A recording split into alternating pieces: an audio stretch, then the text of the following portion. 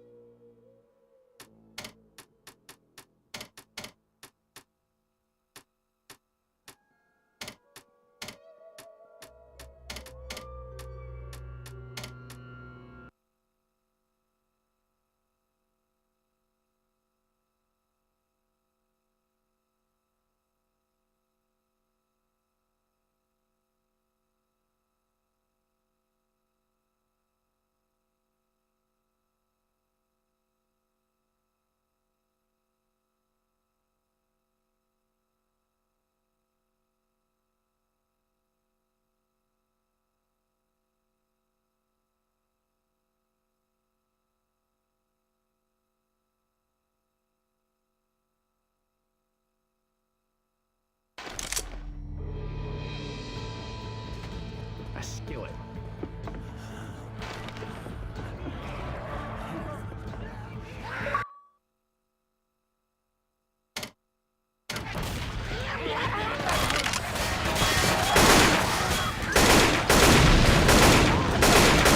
Reload's official. They're killing us now.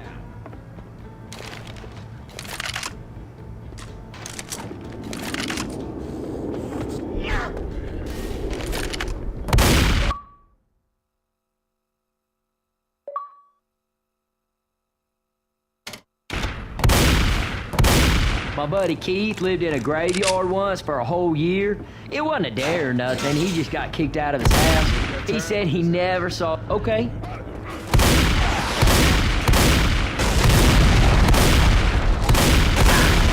Reloading! Machete here.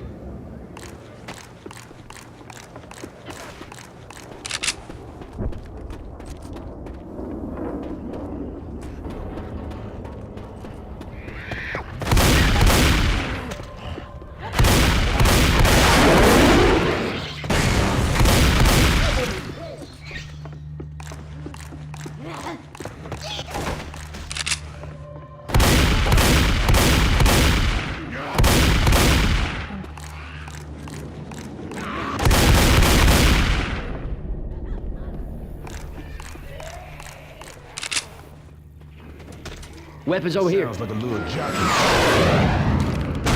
Please do not bomb us!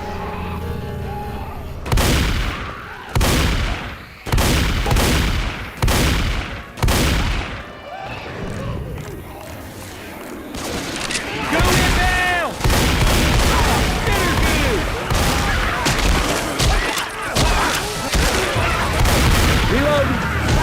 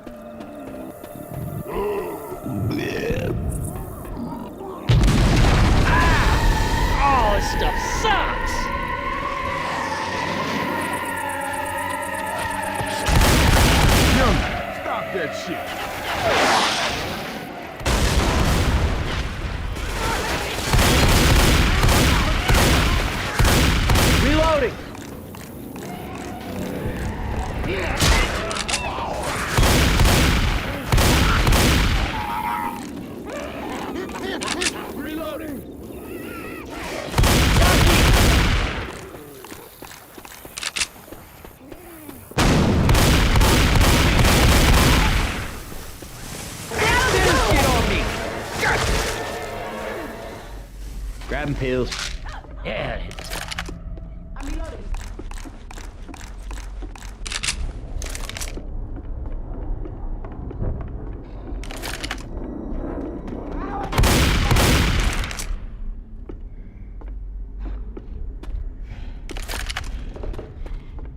Grenade!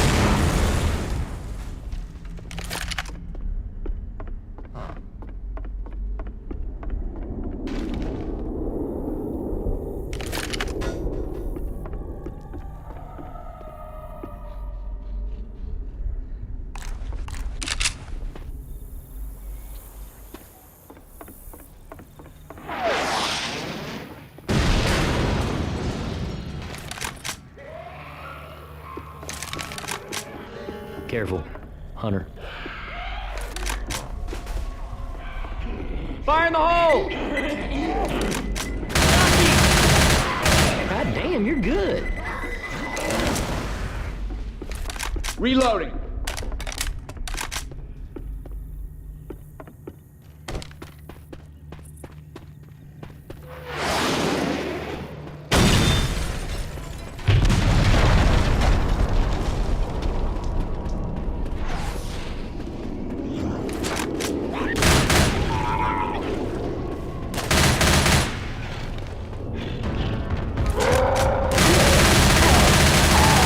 I'm gonna reload.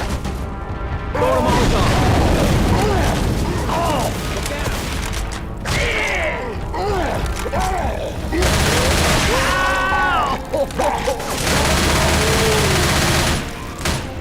Hey, I'm reloading.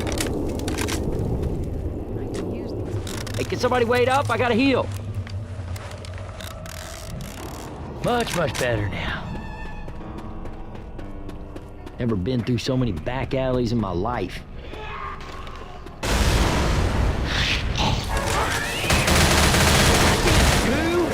What is this shit on me?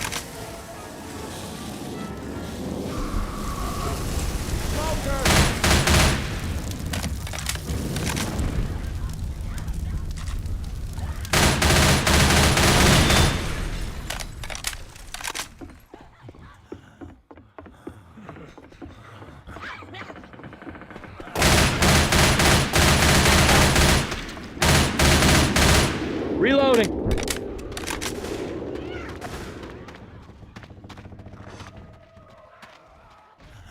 I'm gonna grab some of these frag rounds. Cool.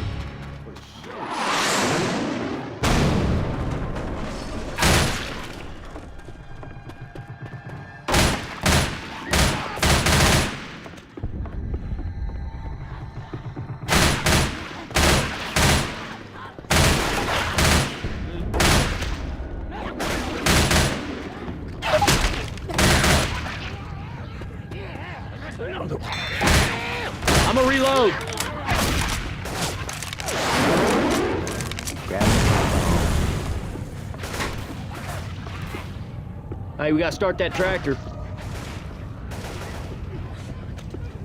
That crying girl's around. Kill your damn lights.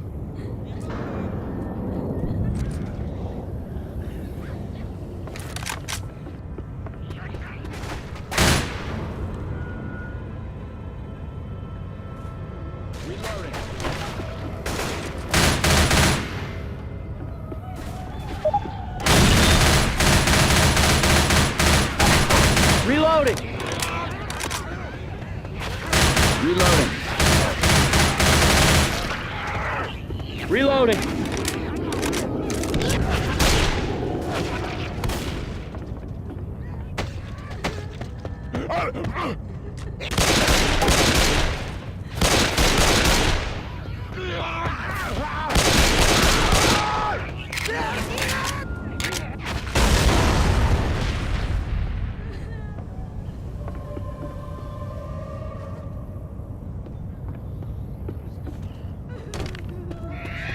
All right, I'm hitting it.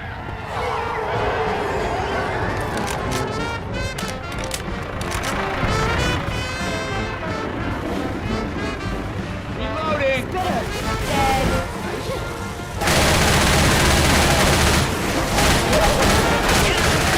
What the hell?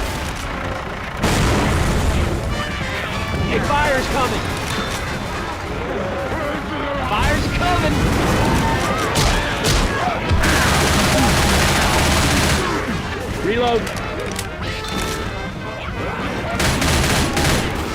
Reloading! Reload.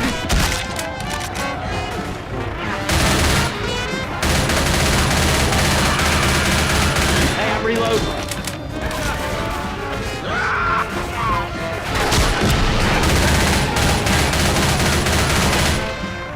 Gotta reload! Go center! Hey, we can get cross down.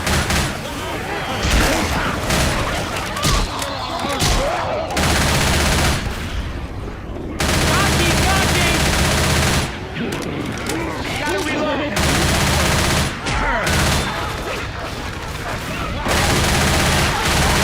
Reloading!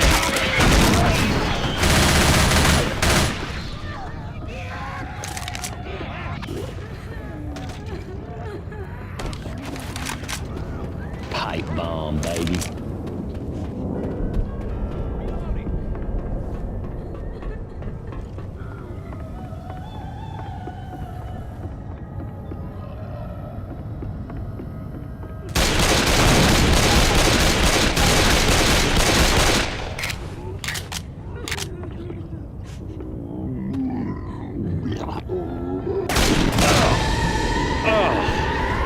This stuff sucks.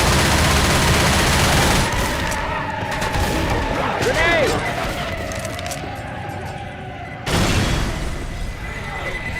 Reload. Cut that shit out. Dude, I hear one of them backpackers around.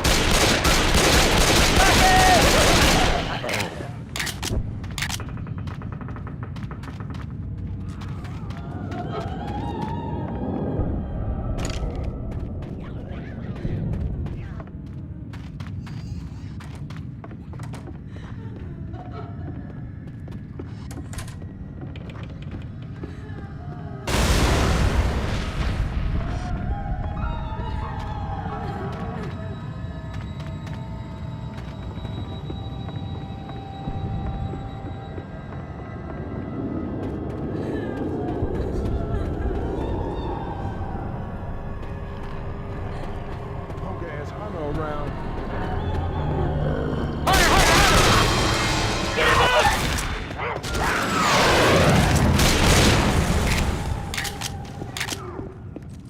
That back ain't bulletproof.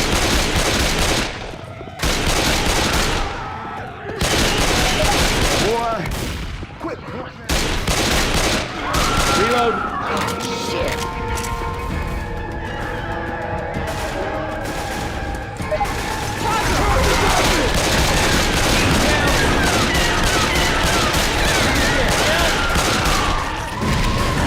Doesn't hurt as bad as it looks. I'll live. You had me worried there. Much obliged. Oh, yeah.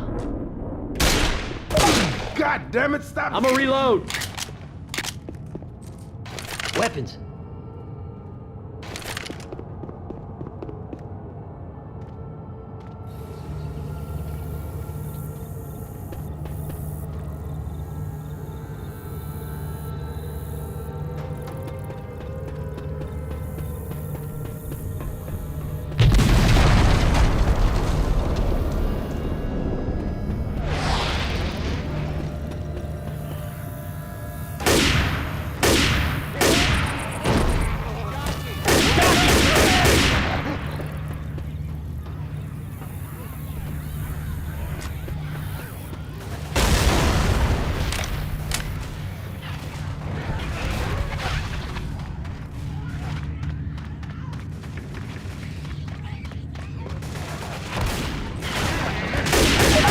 Okay, that better have been an accident. Guitar here.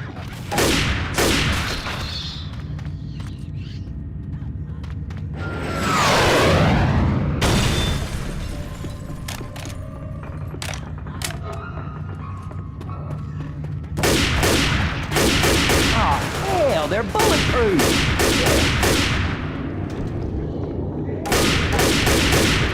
I got the pills. Hey, I'm reloading.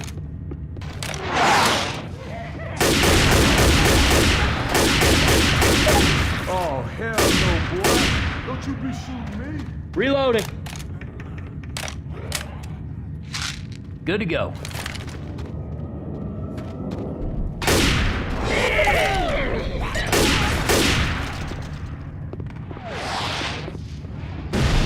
Adrenaline shot here.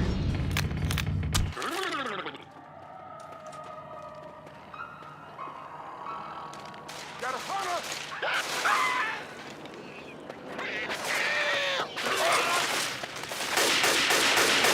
Reload.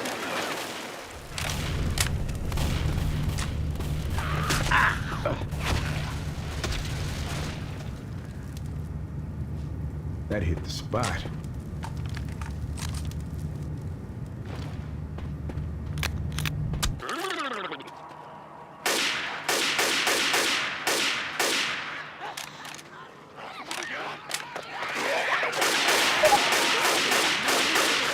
Crazy shit.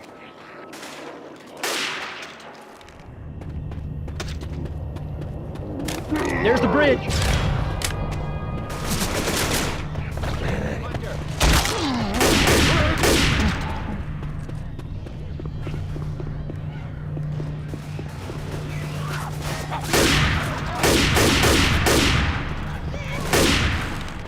Shoot that son of a bitch in the back.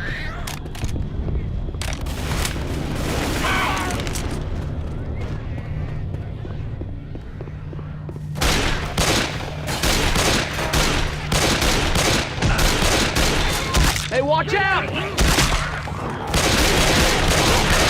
You gotta spin him around if you want to get it.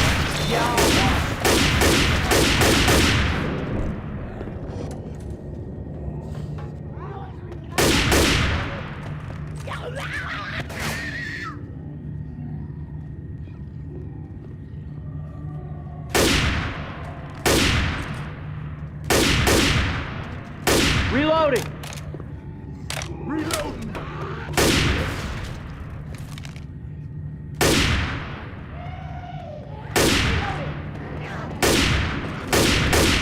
Hey, I'm reloading. You're a jockey.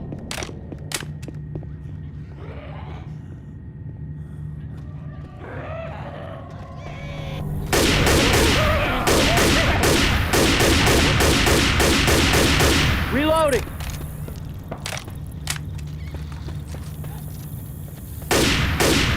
I'm a reload.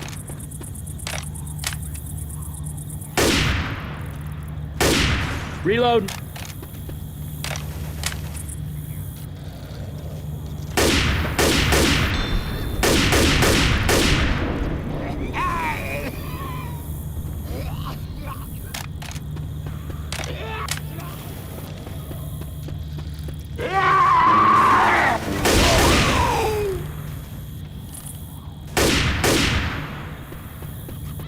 Oh, hell, now they're bulletproof?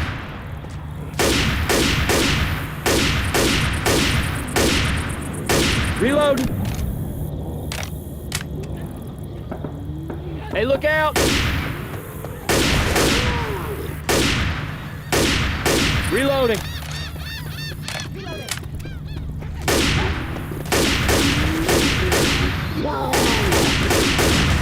Reloading.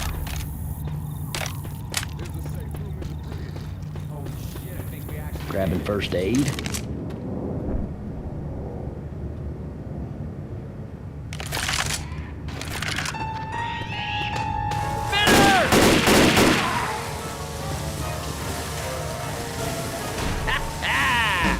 I'm thinking we can take on anything.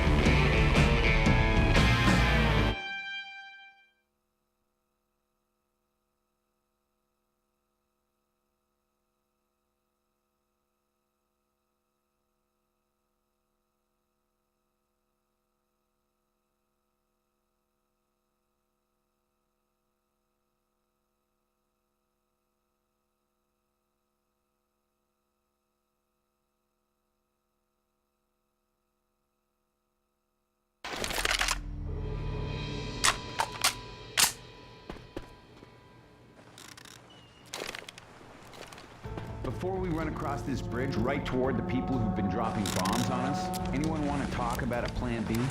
I don't. Let's go.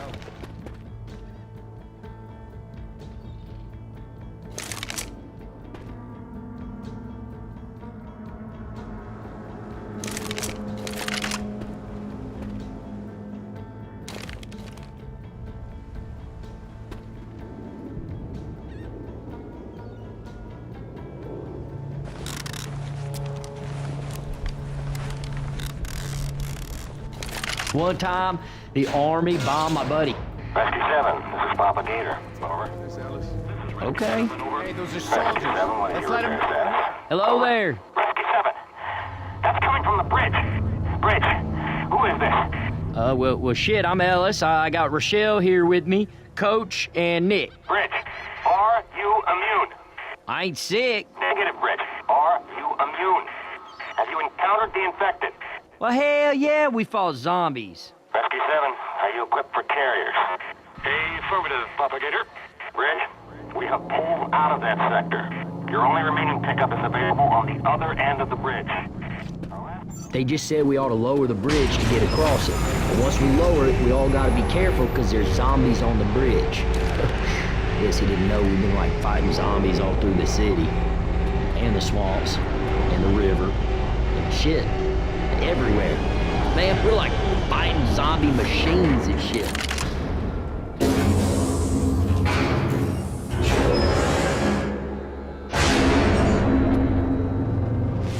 Move! Chase this!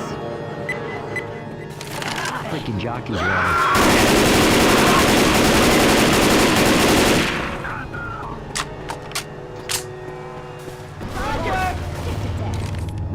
That was a nice shot. Fire's coming!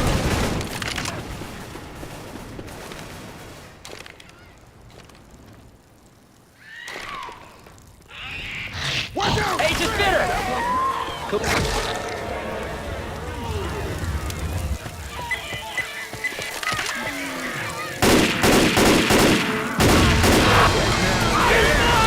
Got it, boy.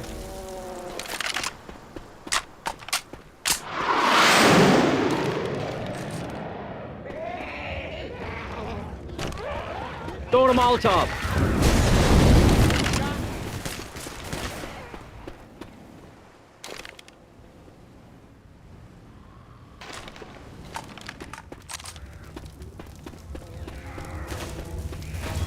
Pipe bomb out.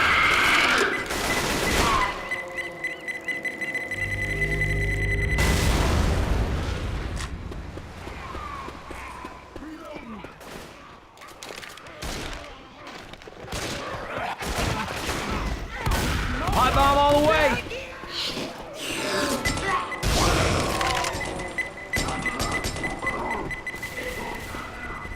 Oh! Shit out.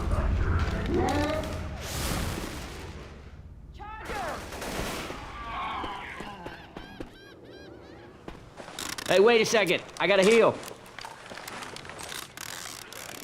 Much better now.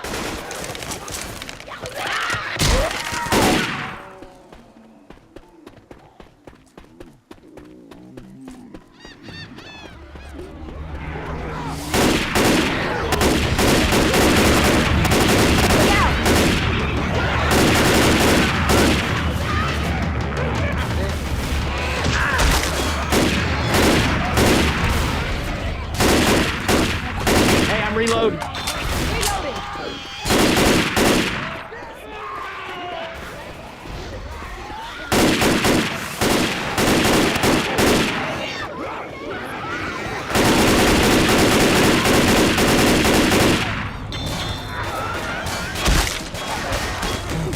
Reload.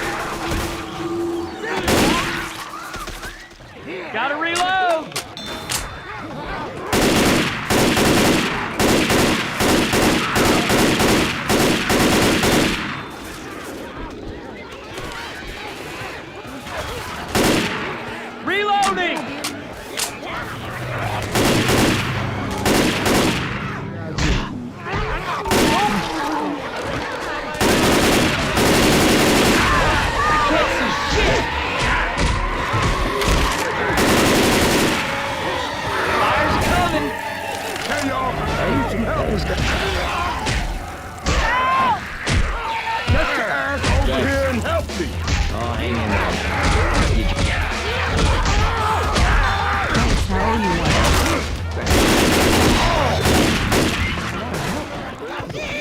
Reloading here! Thanks.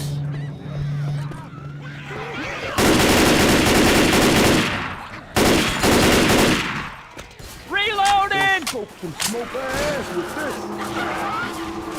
Guns right here. Watch out.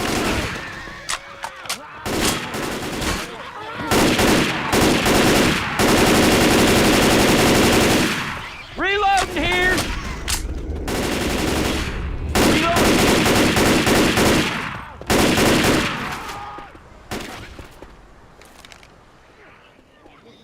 Going with the shotgun.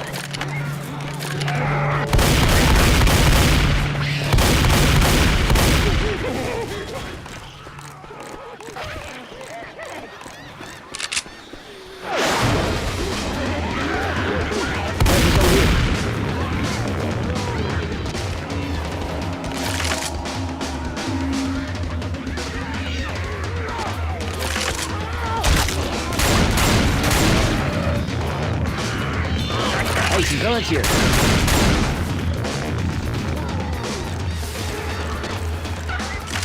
I got you.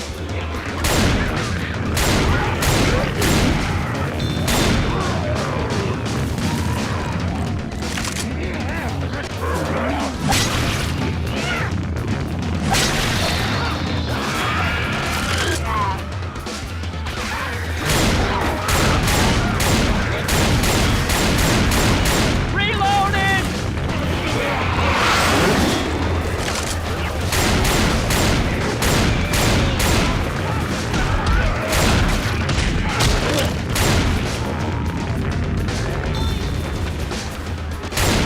Reloading!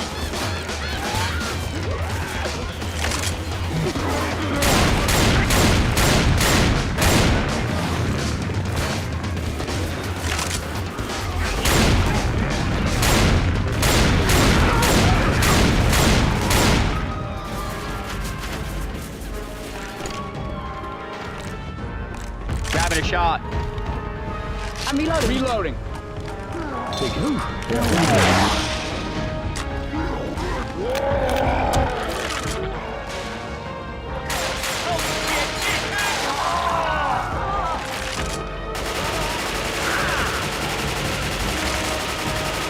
Kill it! Kill it!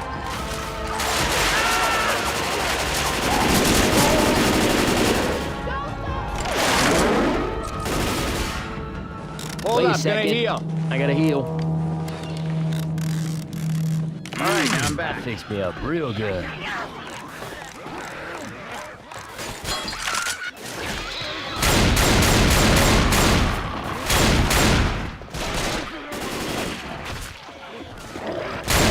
Reload.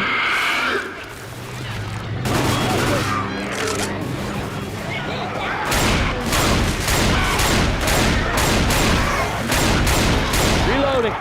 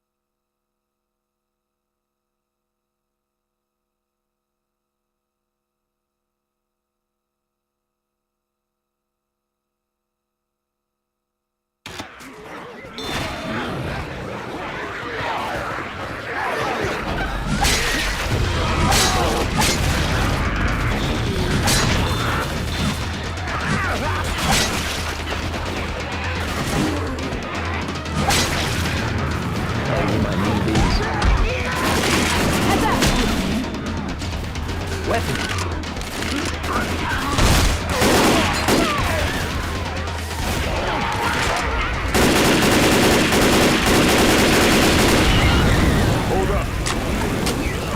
Guns right here.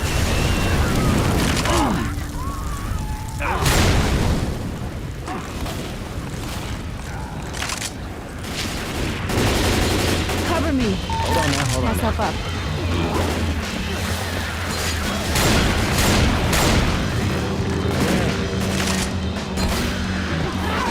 Hey, some guns here.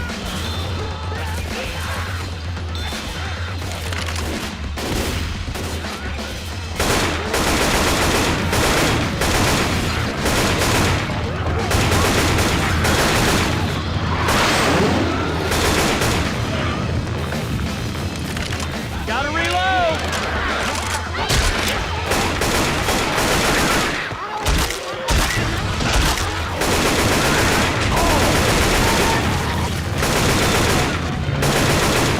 Reloading!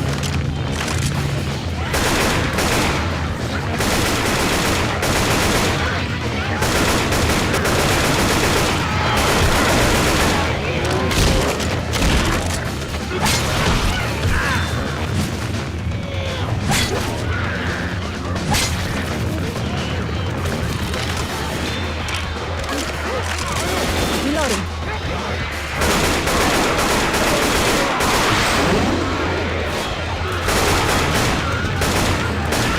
Something down there!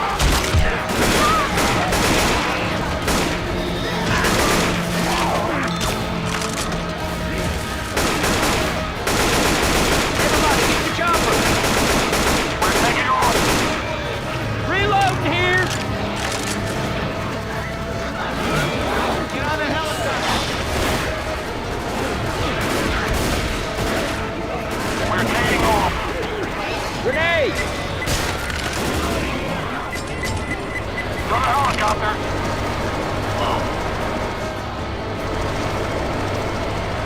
Get in here. Chopper's leaving, let's go, let's go! Let's go. Everyone to the helicopter.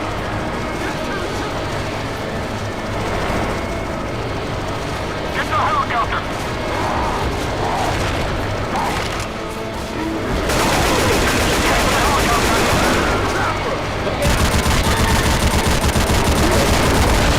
Let's go. Everyone to the helicopter. Reloading! Get in here. Fire. To the helicopter.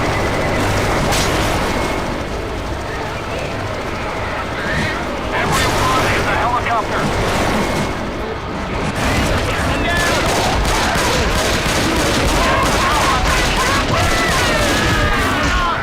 You got confidence.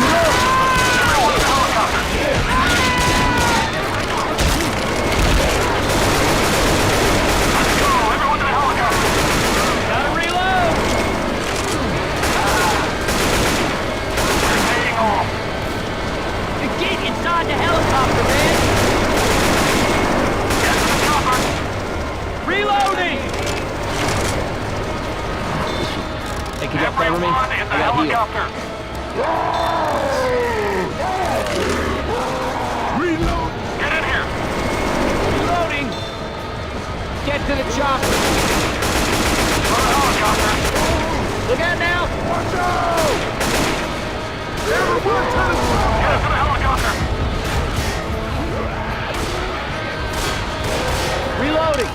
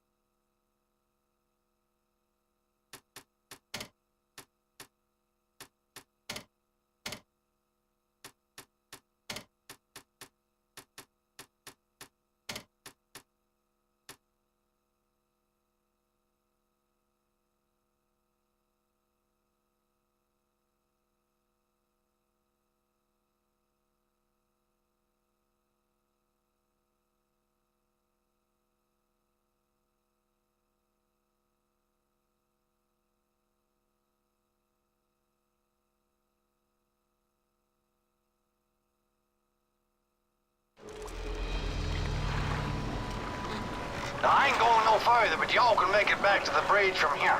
Thanks, brother. Bon chance. I'm gonna go look for more folks. You made it real damn far, people. I'm proud of you. Now let's just...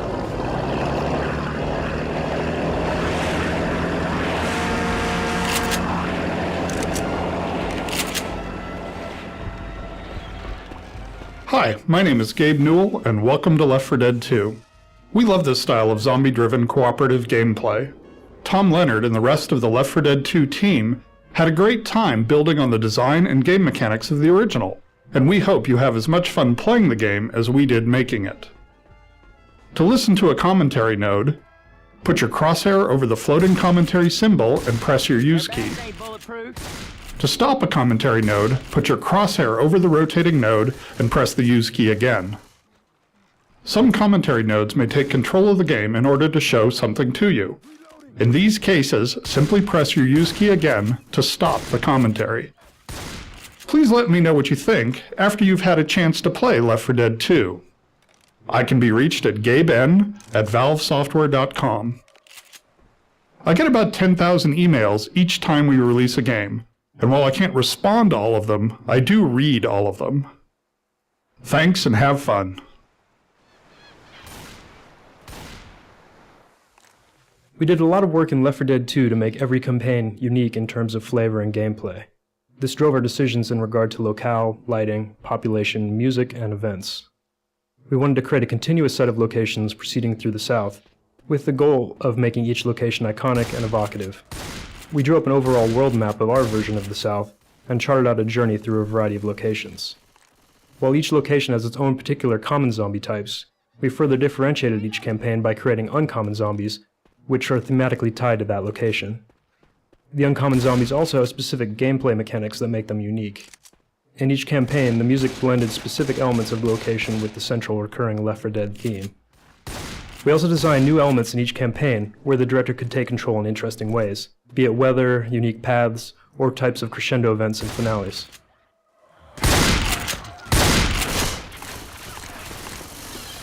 Since players spend the vast majority of their time shooting the common infected, we wanted to improve the feedback and visceral nature of this experience.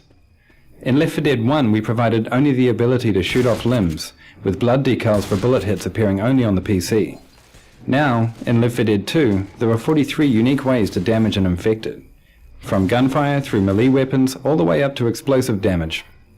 Because many of these wounds are non-fatal, players are able to wound an infected more than once, resulting in about 780 possible damage combinations. To create the appearance of a wound, we project a texture modified by an ellipsoid that culls the pixels of the wounded area from the infected, creating a cavity for the wound to fit into.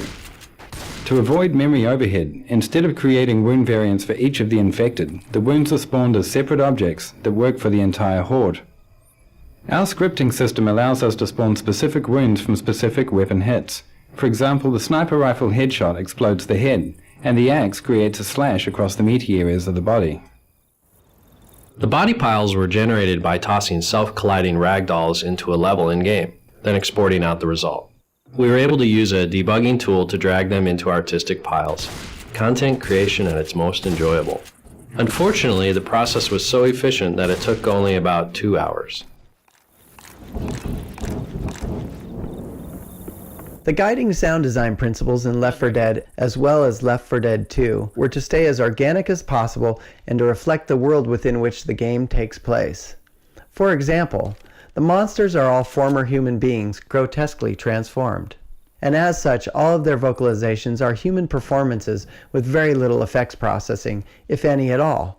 The challenge with the new character sounds in Left 4 Dead 2 was to keep them clearly audible for gameplay, reasonably believable at unrealistic distances, and clearly identifiable as unique. The existing bosses already used the pitch spectrum for differentiation, so we expanded into more characterizations. The Charger mutters unintelligibly to himself, the Spitter is trying to screech out her bile hairball, and the Jockey, well, who knows what he's on about. We wanted to improve the variation on the infected while keeping their memory footprint identical. The entire horde is never comprised of more than 5 head textures and 5 body textures. We use a luminosity lookup into a gradient texture for tinting variation. allowing us to not only get a hue variation, but also a luminosity variation. For example, we can make a black or white t-shirt out of the same texture map. The gradient is broken up into zones, so that we can tint areas of clothing and skin differently. The infected texture also includes 4 distinct masks for blood and detail, such as dirt or pond scum. We randomize both the gradients and the masks each time an infected is spawned. We also randomize the body and head meshes, resulting in nearly 20,000 available variations in a typical map, up more than tenfold from the original Left 4 Dead.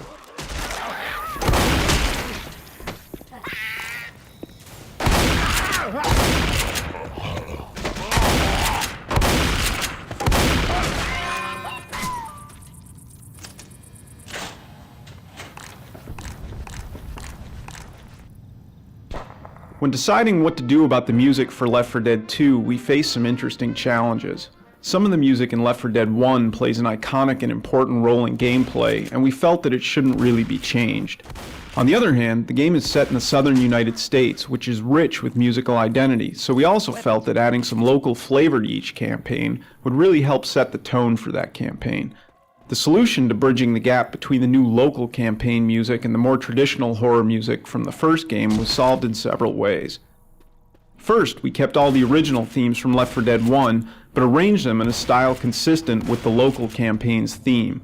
Second, we wrote an overarching set of cinematic Southern Goth pieces for the entire game. Finally, we wrote new pieces for the new characters in the style of Left 4 Dead 1. By doing all of this, we established that these are new characters in new places, but they're sharing the experience of everyone else in the Left 4 Dead universe.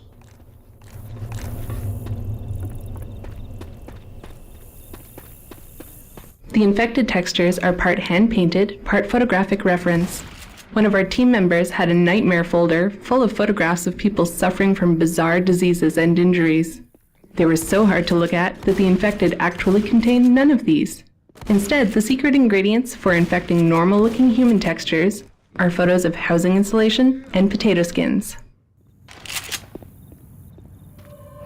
We wanted to invoke the feeling that the infected have lost their humanity and behave like feral animals. Seeing their eyes glow in the dark like those of a deer in headlights helps illustrate this. To create that effect, we authored the shader for the infected so that an artist could mark the regions that should reflect light towards the viewer in a texture. The artists quickly realized that they could also use this feature to make retro-reflective safety materials on clothing, which they put to use on several of the uncommon characters. You now see this effect on riot gear, cedar hazmat suits, and construction vests. As a side benefit, we found that the retro-reflective effect also helped players identify targets in very dark areas. This restaurant was one of the first areas we populated with tables and chairs.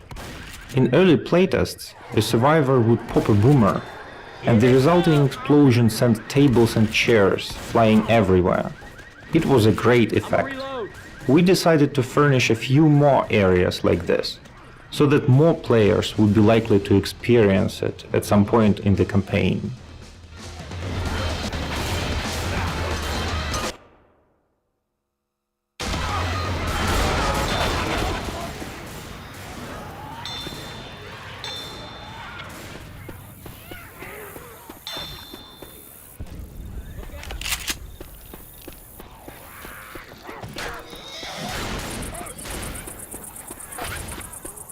The pipe bomb has always been a crowd pleaser, but in Left 4 Dead 1 we were forced to disable ragdolls and jibs and replace them with a blood mist due to performance issues.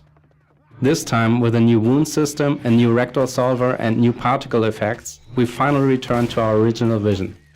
The pipe bomb causes visually catastrophic damage to the infected horde, to the delight of gamers and designers alike. We're still standing.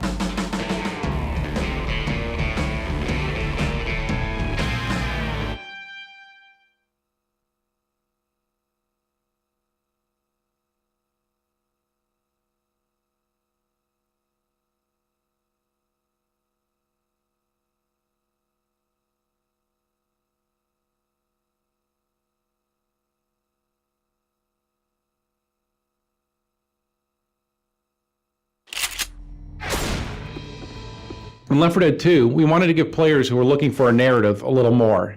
To do this, we introduced the 4 survivors to each other and the infection as we begin the game. This lets us see the world changing through their eyes, and the world is changing. Each new campaign shows us a different stage in reaction to the infection. We start with Sita's naive, underwhelming response, and end with the military's cold but needed resolve to save only those they can. We also connect each campaign. So while you know you escape Whispering Oaks and Dark Carnival, you also know that it's just one escape of many on your journey to safety in New Orleans. Time does pass between campaigns, but each campaign starts with the previous rescue vehicle.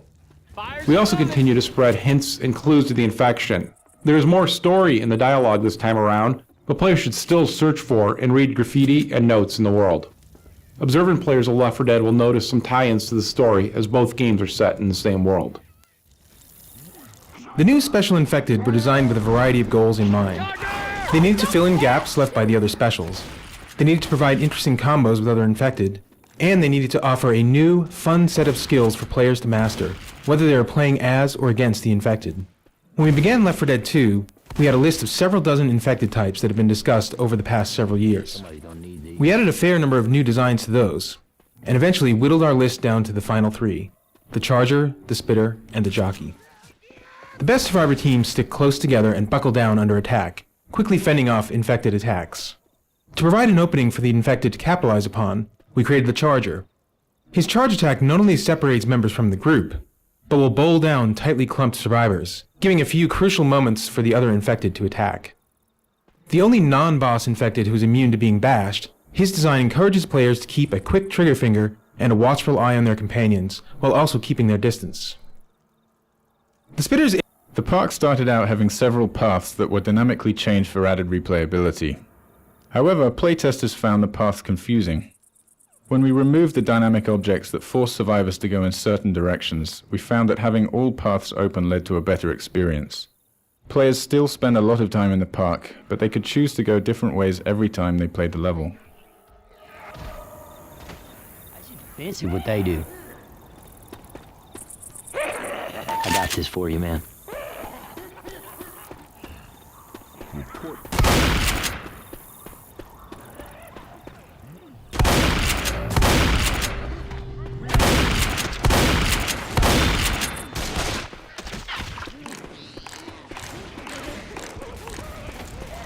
Molotov here. Hey, fire's coming.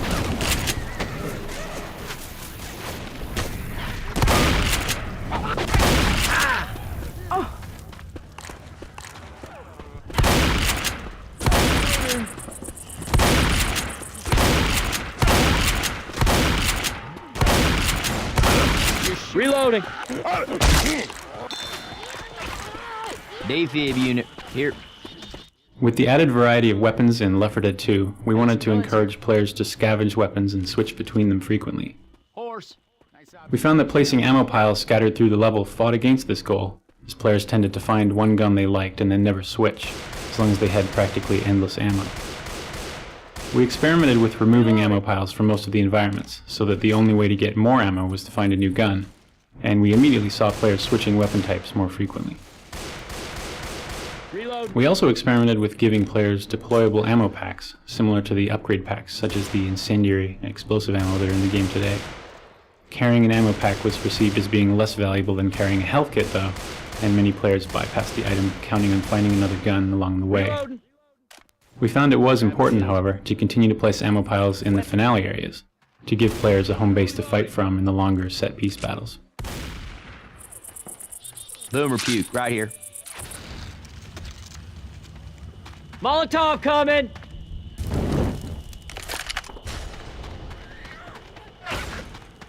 Grabbing a bile bomb. Watch out!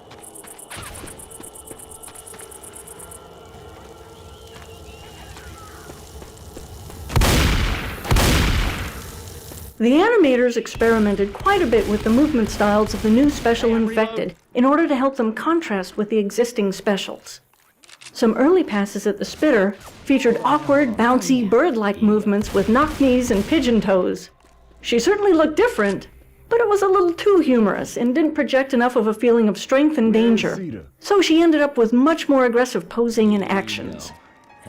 We tried a few animal-inspired runs for the jockey, including sideways leaping hops like a lemur and a four-legged hyena-like gallop. These fit with his maniacal laughter, but again, needed to be more aggressive. Such movements also would have caused problems maneuvering the character and reading its intentions in-game, especially in versus mode.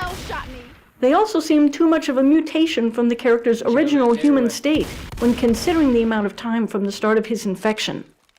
The jockey's final movement pass has him on two legs with just the right touch of animal inspiration, a menacing predatory hunch, and hands bent rather like a praying mantis, ready to give survivors a big, deadly hug.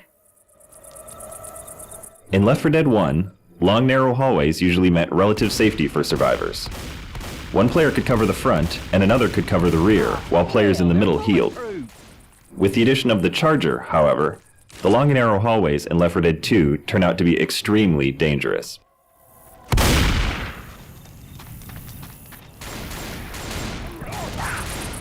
Yeah, always wanted to be an axe murderer. Here comes some puke! Throwing a Molotov.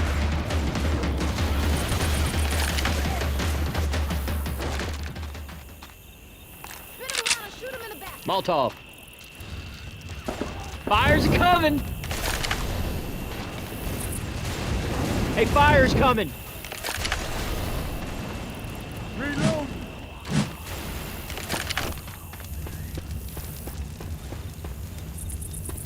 Oh!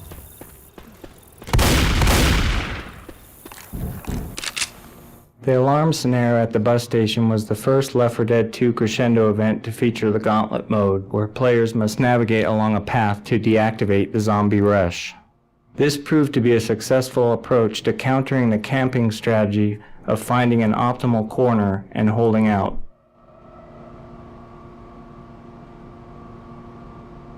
Adrenaline shot here.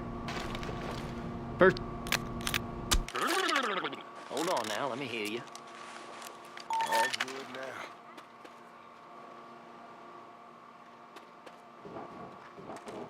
As soon as that door opens, get ready to run for the tower. Run to the tower. Run!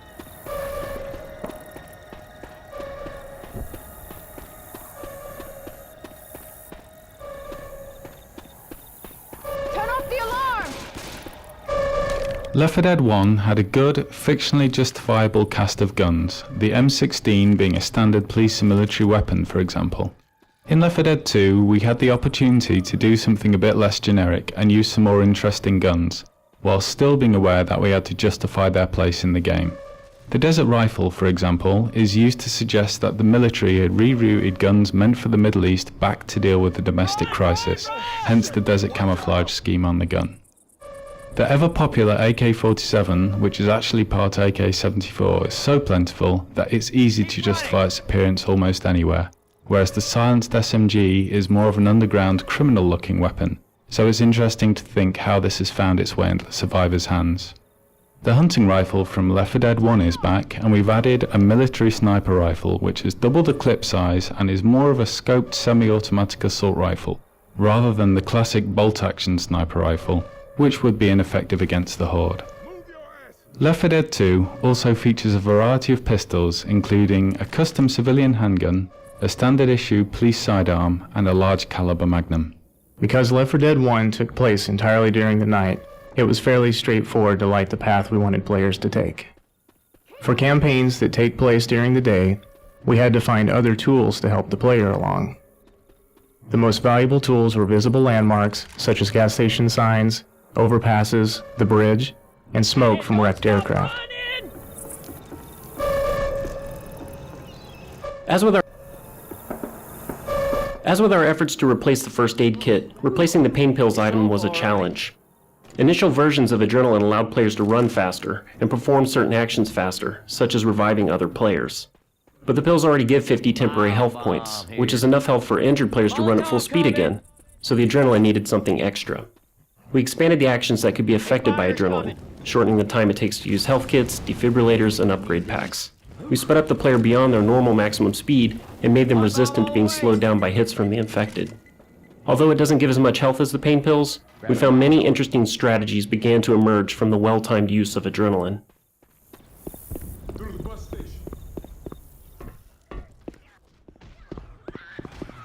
As we added more special infected characters to Left 4 Dead 2, we faced a challenge in designing unique sounds for them that players could easily recognize and distinguish from the other specials and from the common infected. In Left 4 Dead, the 4 male specials each had both a distinct tonal range and a character attribute to keep them unique. For instance, the Boomer's vocalizations were kind of a slow, deep, bassy, gastric horror. As we added the new specials into the mix, it became increasingly difficult to avoid impinging on the sonic space of the previous specials. We found that we couldn't rely so much on using the tonal range for distinction, and instead had to push harder on characterization to help them to read clearly to players. For example, the jockey is in the high, bright tonal range of the smoker, and even the upper end of the hunter. But since the infection has left his brain in a constant state of hysterical mania, his vocalizations read clearly apart from these other specials. Sometimes it can be challenging to find a characterization that will lend itself to both a special's active and idle or lurking modes. For instance, with the Charger, we started out with a non-verbal angry muttering, kind of a griping bark that we all liked. Though the personality in his idle states was interesting and distinct, we found that we needed to ramp his vocalizations up to a more sustained yell for his attacks to get the right sonic intensity for these events. In subsequent playtests, however, we found that players were often surprised when attacked by the Charger, as they would associate him only with the aggressive attack vocalizations he makes from the point that he sees them through his charge, and since he would generally see players before they saw him, they didn't have a chance to connect him with the angry, non-verbal mutterings of his idle states. So we ended up recording new vocalizations for these states, mixing in elements of his more strident calls and yells amid the gripes and barks of his idle states, so that players could more readily make the leap to recognizing a lurking Charger in the vicinity. The Source Engine's animation system is a powerful tool that lets us create animations procedurally instead of authoring each of them individually by hand. There are various reasons for doing this, which become clear when we consider the challenge of animating the jockey riding a survivor. From the start of the jockey's design, we wanted the survivor to be able to fight back to some degree. With that in mind, we decided it would be vital for the survivor to know the jockey's intent, regardless of how successful he was at acting on it. So even though you may be stuck against a table going nowhere with a jockey on your back, we want you to understand that the jockey is really trying to get you out that door at the end of the room, and around a corner where your friends can't help you. To accomplish this, we implemented a system of animation layers for the survivor that would work in conjunction with the jockey. These layers are attached to different controls that the code interacts with, called pose parameters. The first layer consists of the survivor's upper body from the waist up, which allows the survivor's reactions to work in sync with the jockey's motion. The second layer is the survivor's locomotion, constrained to the lower half of his body from the waist down. So, in the scenario we just described, when the jockey is in full control and has a clear path to the door, the code tells the upper body of the survivor and the body of the jockey to lean in that direction, and sets a pose parameter for the survivor's legs to move along that vector as well. However, things get more interesting when the survivor regains some control and steers himself to get stuck on the table.